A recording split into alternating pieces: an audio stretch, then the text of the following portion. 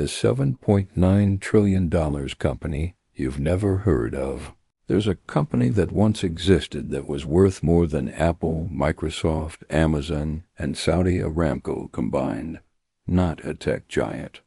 Not an oil kingdom. A trading company from the Netherlands that operated 400 years ago. We're told that empires fall because of wars, because of conquest, because kings grow weak and armies retreat. That's the story we learn in school. But here's the truth nobody wants you to hear. Empires don't collapse because they lose battles. They collapse because they run out of money. The real story of power isn't written in blood. It's written in ledgers. And the Dutch East India Company understood this better than anyone in human history. Let me paint you a picture of what real power looked like.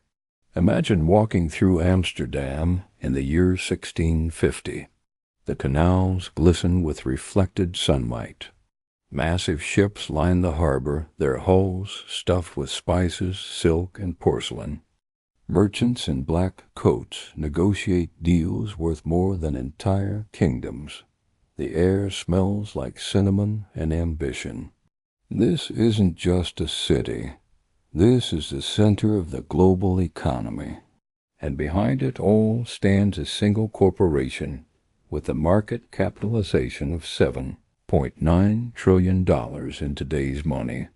The Dutch East India Company didn't just dominate trade.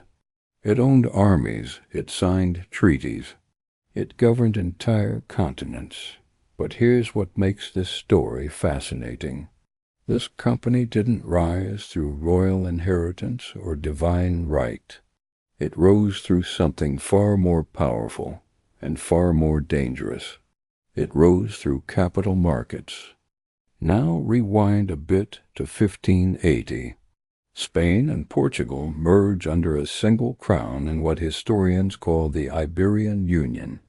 Suddenly, the two greatest maritime empires on earth are unified.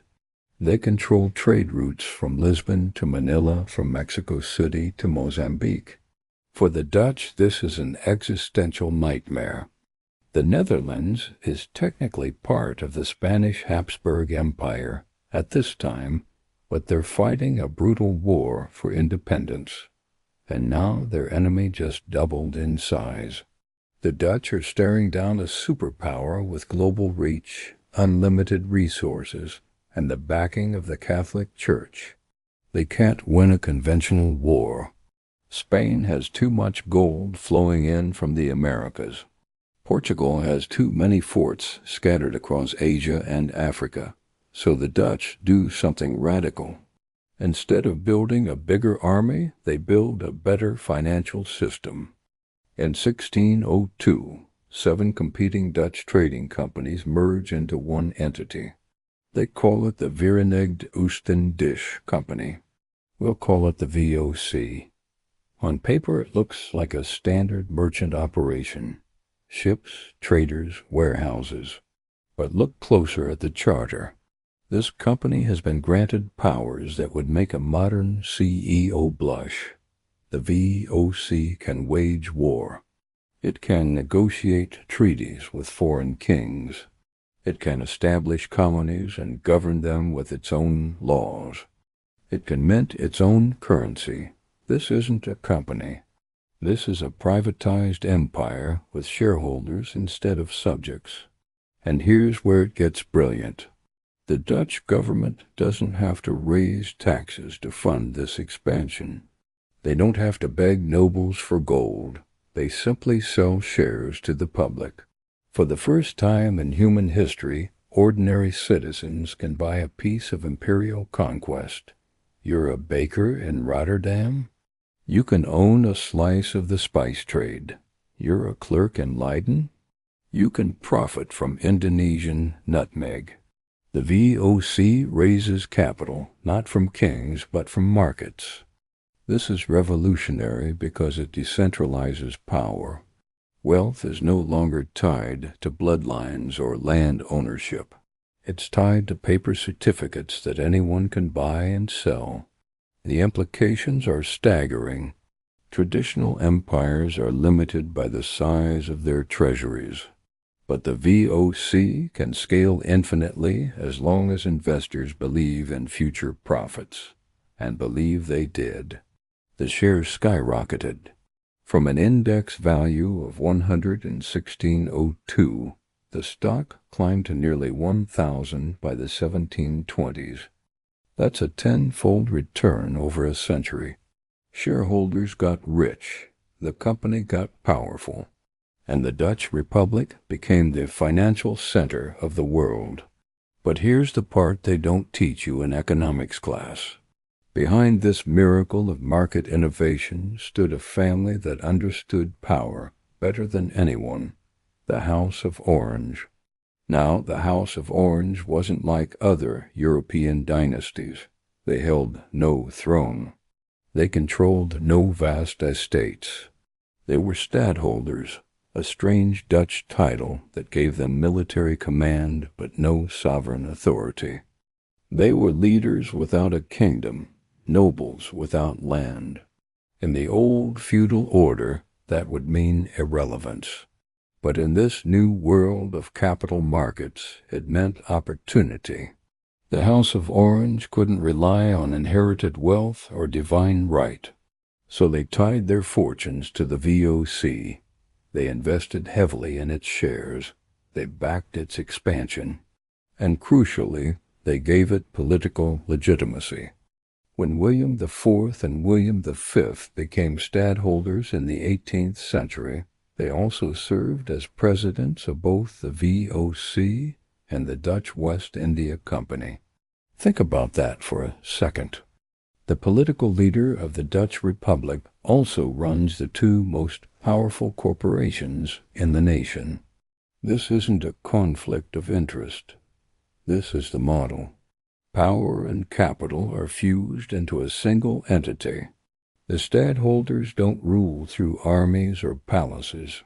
They rule through dividends and balance sheets.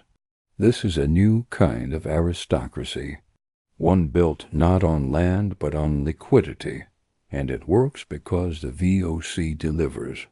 The company operates over 150 merchant ships. It employs 50,000 people. It maintains a private army of 10,000 soldiers.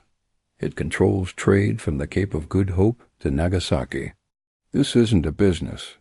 This is a sovereign state with a corporate logo.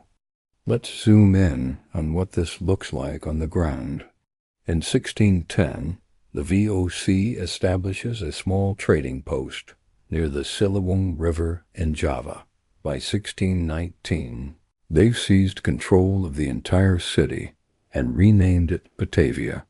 This becomes the headquarters of Dutch power in Asia for the next 3 centuries.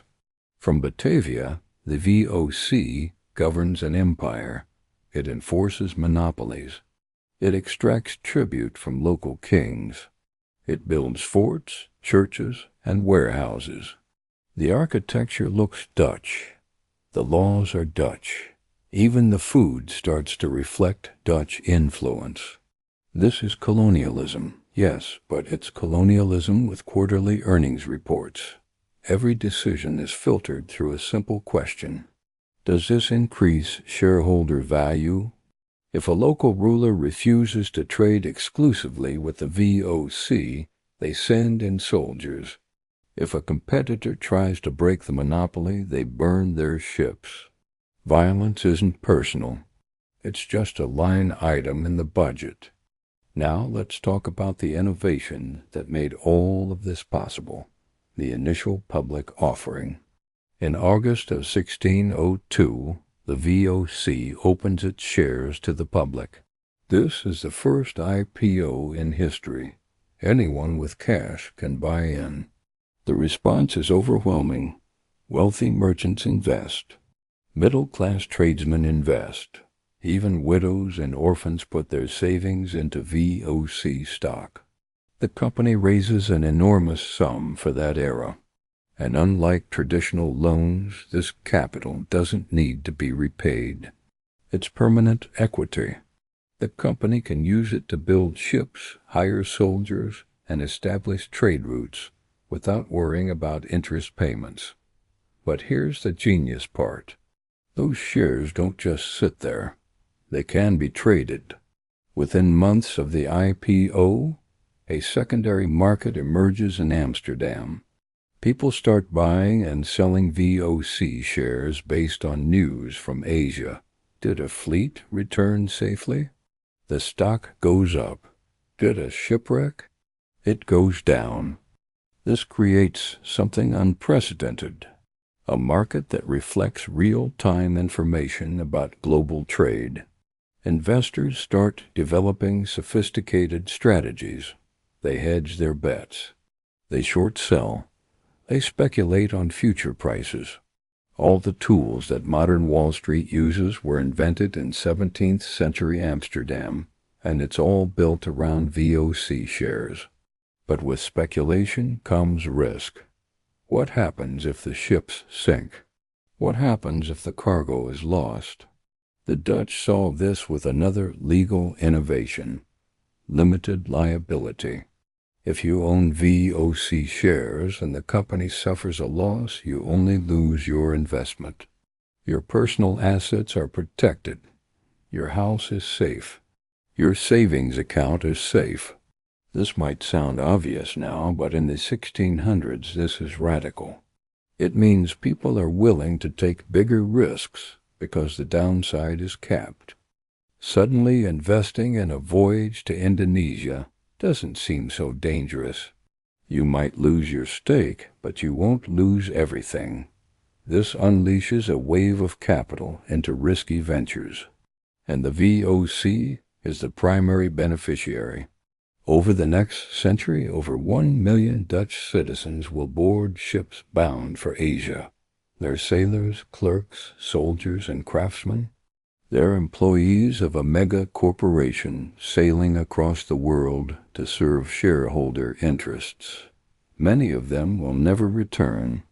Disease, shipwrecks, and violence claim countless lives. But the company keeps recruiting because the profits justify the human cost. Think about the scale of that. 1 million people leaving a country with a population of less than 2 million. That's more than half the nation directly involved in corporate imperial expansion. This is what happens when you align national ambition with corporate incentive. But none of this happens in a vacuum. The VOC success rests on 3 pillars: a state charter that grants monopoly rights, Amsterdam's financial elite who provide capital and expertise, and the political backing of the House of Orange. The charter is crucial. It's not just a business license. It's a grant of sovereignty. The VOC can wage war, sign treaties, and govern colonies. Every action carries the weight of the Dutch state, even though it's executed by a private company. This blurs the line between public and private power in ways that would be illegal today. But in the 17th century, this is the cutting edge of imperial strategy. Why should the government bear the cost of colonization when private investors will do it for you? And the profits are staggering. At its peak, the VOC pays dividends of 18% annually. Shareholders are getting rich, the company is expanding, and the Dutch Republic is punching far above its weight on the global stage. But here's where the story gets darker. Because all of this wealth is built on violence, the VOC doesn't just trade, it conquers. In 1621, the company invades the Banda Islands in what is now Indonesia. The Banda Islands are the only place on Earth where nutmeg grows naturally. Nutmeg is worth more than gold in European markets. The VOC wants a monopoly. The local population resists. So the company commits genocide. They kill 15,000 people, nearly the entire indigenous population. The survivors are enslaved or deported. The VOC replaces them with Dutch colonists and enslaved laborers from other regions. This isn't a war, this is extermination for profit. And it works. The VOC now controls the global nutmeg supply. Prices skyrocket. Shareholders celebrate. The Banda Islanders are erased from history. This is the dark side of capital markets. When profit is the only metric, atrocities become acceptable as long as they're cost-effective. The VOC repeats this pattern across Asia. In 1623, they execute 10 English and 10 Japanese traders in the Amboina massacre. The charge is conspiracy to overthrow a Dutch fort. The evidence is extracted through torture. It's a clear message. Anyone who challenges the VOC's monopoly will be eliminated. In 1640, the company massacres thousands of Chinese residents in Batavia after rumors of a rebellion. The streets run red, the bodies are thrown into canals. And when it's over, the VOC resumes business as usual. Forced labor becomes standard practice. Indigenous populations in the Moluccas are compelled to grow cloves exclusively for the VOC. If they're caught selling to anyone else, entire villages are burned. If production quotas aren't met, families are punished. This is corporate governance at gunpoint. And it's incredibly profitable. The VOC's shareholders don't ask questions. They just cash their dividend checks. But let's return to Europe because something equally transformative is happening there. In 1688, England faces a political crisis. King James II is Catholic, authoritarian, and deeply unpopular. Parliament is looking for a replacement. They turn to James's daughter, Mary, and her husband William of Orange. William is a Dutch stadtholder with deep ties to the VOC and Amsterdam's financial elite. He understands capital markets in ways English aristocrats don't.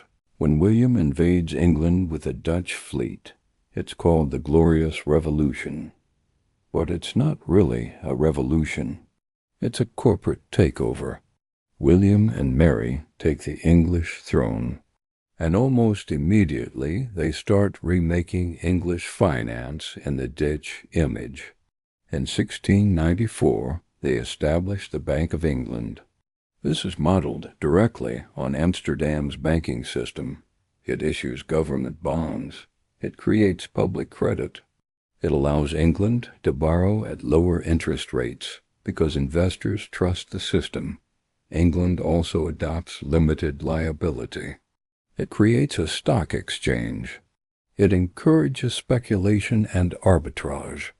All the financial tools the Dutch pioneered are now part of English law.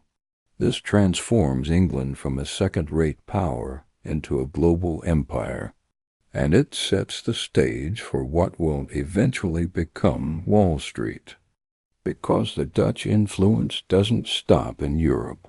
In 1609, a VOC ship called the Havmaian sails into a harbor on the eastern coast of North America. A few years later, the Dutch West India Company founds a settlement called New Amsterdam on the southern tip of Manhattan Island. It's a small trading post at first, but the Dutch bring their financial culture with them. They establish banks. They create contracts. They enforce credit systems. When the English seized the settlement in 1664 and rename it New York, they don't destroy the Dutch institutions. They keep them because they work. The legal structures endure. The financial habits endure. And over time, New York inherits Amsterdam's role as a global financial hub. By the 18th century, Amsterdam and London are working in tandem. Amsterdam provides banking and clearing. London provides speculative markets and securities trading. Together, they dominate global finance. And the blueprint they create will eventually cross the Atlantic. New York absorbs the tools that made Amsterdam and London powerful. It adopts limited liability, stock exchanges, public credit, and speculation. And by the 20th century, Wall Street becomes the center of the financial world. All of it traces back to that first IPO in 1602. But even empires built on capital have limits. By the late 1700s, the VOC is showing cracks. The company has grown too large to manage efficiently. Corruption is rampant. Officials are embezzling funds. Decision-making is sluggish. Competitors are emerging. Britain and France are building their own East India companies. And they're more agile, more aggressive. The VOC is also facing rising military costs.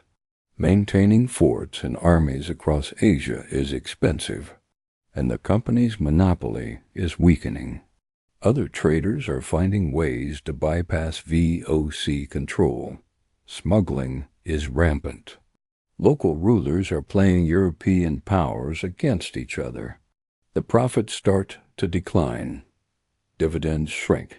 Investors lose confidence. The stock price collapses.